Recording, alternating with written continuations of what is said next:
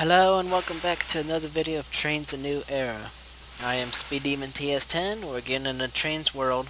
I am the original Speed Demon. And today I'm going to be doing a double header run with the K&L Trainz Norfolk and Western Class A number 1218 and number 1242.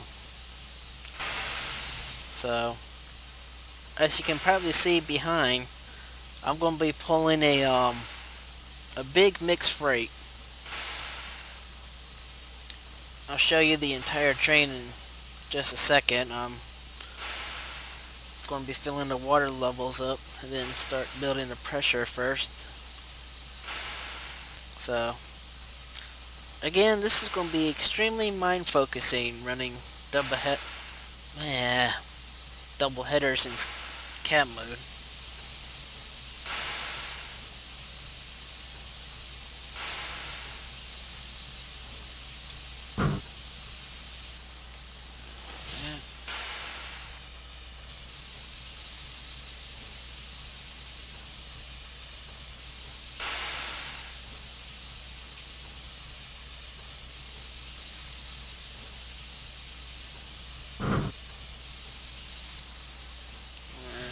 That takes care of the water.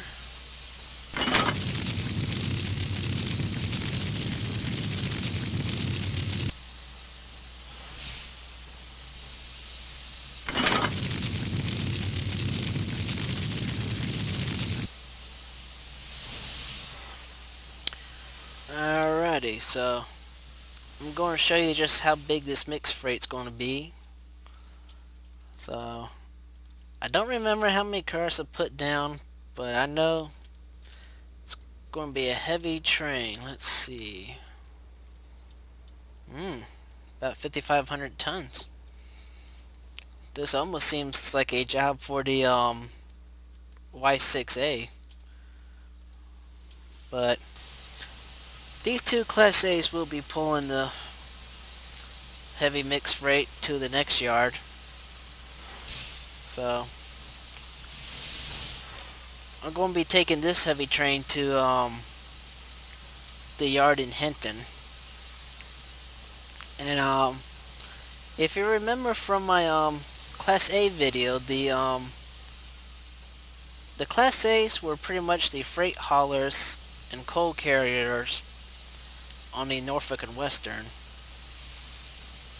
And if you look here at number 1242, this is what the last 5 Class A's that were built on the Norfolk and Western look like. And this is version 2. 1218 is the version 1. So, if everything goes right, there should be something extra you should spot during the run. You should, if that certain thing doesn't screw up. But hopefully it should go smoothly this time. So again, I'm going to be jumping in between these locomotives during the run. Alright, well, I hope you enjoyed today's run. I'll talk to you again when we reach the yard.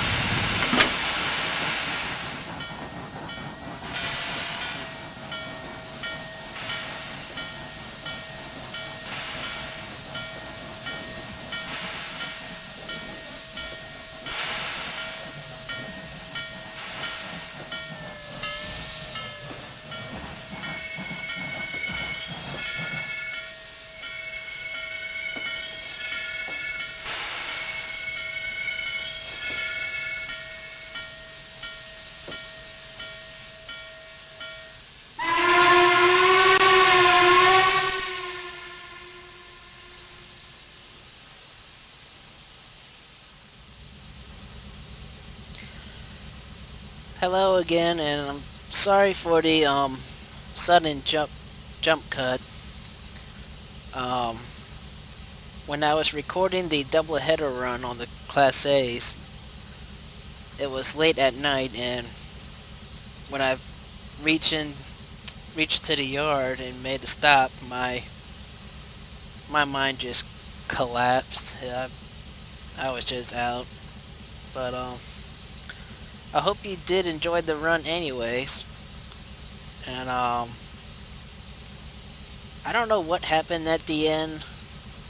I'm not sure if the computer driver or AI driver that started off in Hinton messed with the switches, or if I may have accidentally hit the junction button by mistake without realizing. But I was supposed to pull into the yard rather than go alongside with the freight train. So I don't know what happened, but it's reasons why I don't like using computer drivers, because they always manage to screw things up. But it was cool. Well, actually, it was a miracle that the computer driver this time did not crash into me. It was on the right track for once, and it was really cool to get to see the Palatine Arrow fly by when I was pulling the heavy mixed freight. And one thing I noticed about the run video is I don't think my train was 5,500 tons, but I think it was 6,000 tons, and I must say, bravo to these Class A's, to 1218 and 1242, to pull that heavy freight train to like 50 miles an hour. That is excellent work for these engines. But it's at this time now I would like to answer some questions that were left on my previous trains videos, because I've still got that conflict with Google. But you can also send me a message through the trains forum, so I can reply to them much quicker than I can with Google. Well, first of all, I'd like to thank everyone for the ideal request runs that I can do. Like I think one of them was a double header J's for doing the freight duty, and the 614 during wartime. And there was another one about Southern 4501 and Canadian Nationals 3254, do a double header run, and then in the middle of the run at a small station have them change places so that the other engine becomes the lead engine. I mean, all are very good suggestions. But then there was a interesting challenge from, or I say it's an interesting challenge for me, or ideal that was given from Lee District School about running the 4501, 611, and 1218 in a triple header. Now that interests me because I have never tried running a triple header in cab mode. I mean that almost seems mission impossible. I have never done a triple header run in cab mode. I mean, it's really challenging enough to do two engines in cab mode because, as you could probably see during my run, by the time I get one engine filled with water and coal, the other one needs to be start filling up with water and coal, and three engines at a time. That's maybe tricky, but I don't know. It might be possible. I'll have to do practices to see if I can, or if y'all would like to see just a triple header run, even with me in DCC mode, let me know in the comments down below. I can probably shoot a lot of like scenic run bys with a triple header. So, alright, let's see. Next question is going to be from Logan, who has asked me if I could make a video on. It's from a guy named Train BOI. Train BOI. It's a package that has a Western Pacific's 482 with some passenger cars, and I'm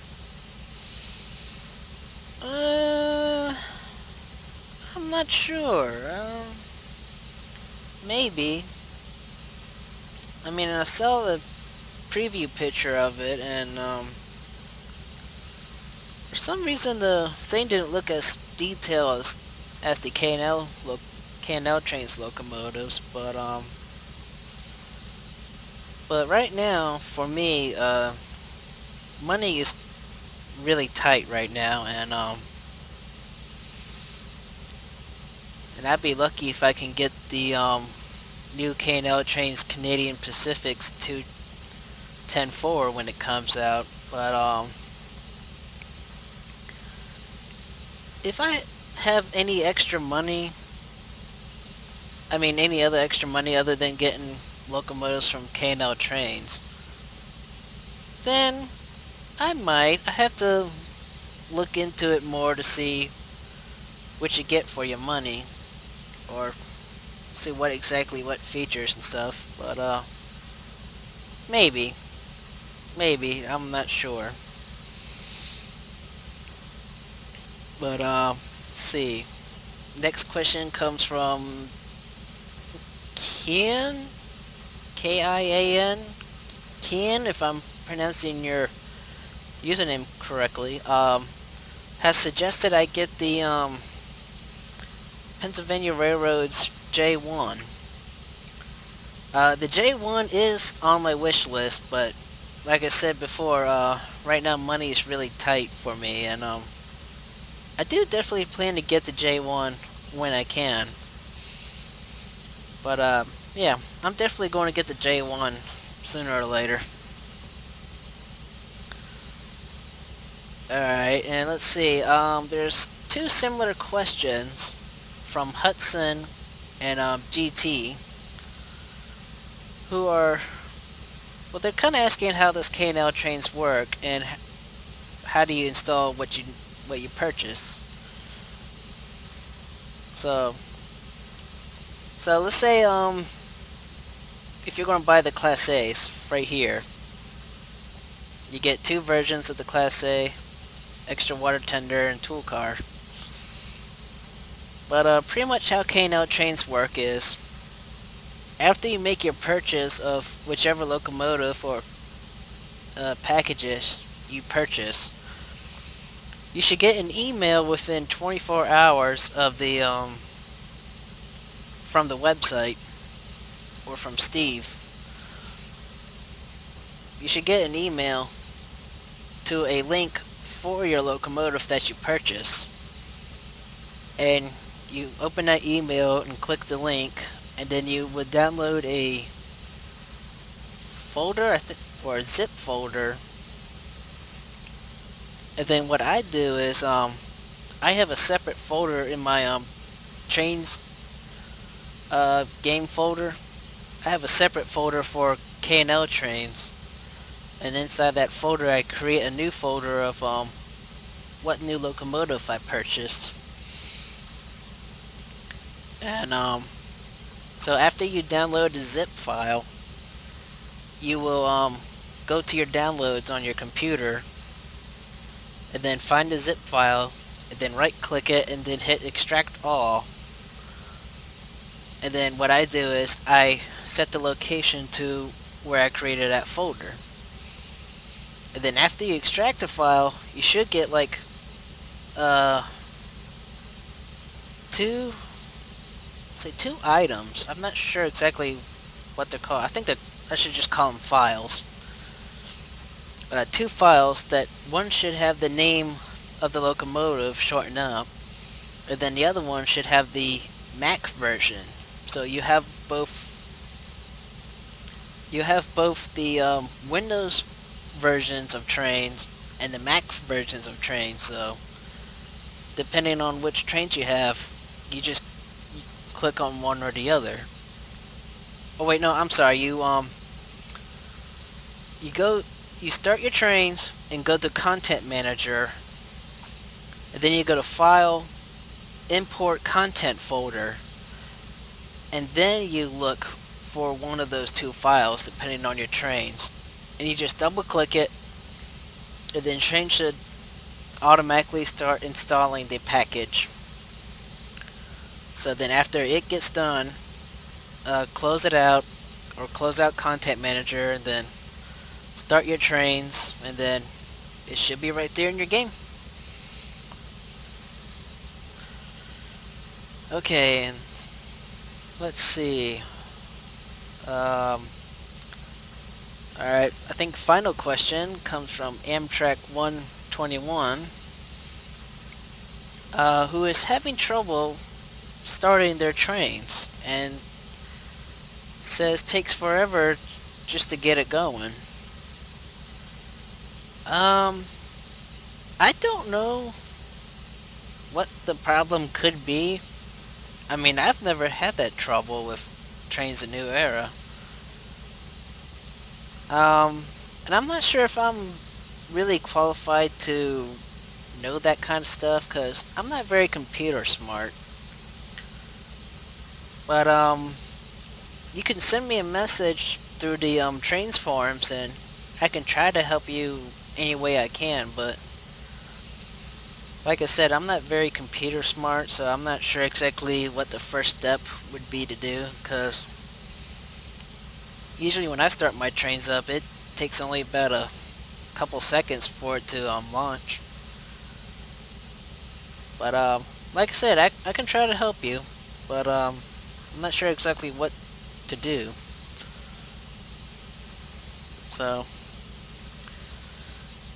once again, thank you, Stephen Bill, for creating these incredible, most realistic steam locomotives for Trainz. And thank you people for watching the video, and as always, I hope you enjoyed this video, and I'm not sure what next video is going to be coming up. It's either going to be a double header run with the Reading T1s and the mixed freight, or maybe the Canadian Pacific's 210-4s. So one of those videos is going to be coming out next, and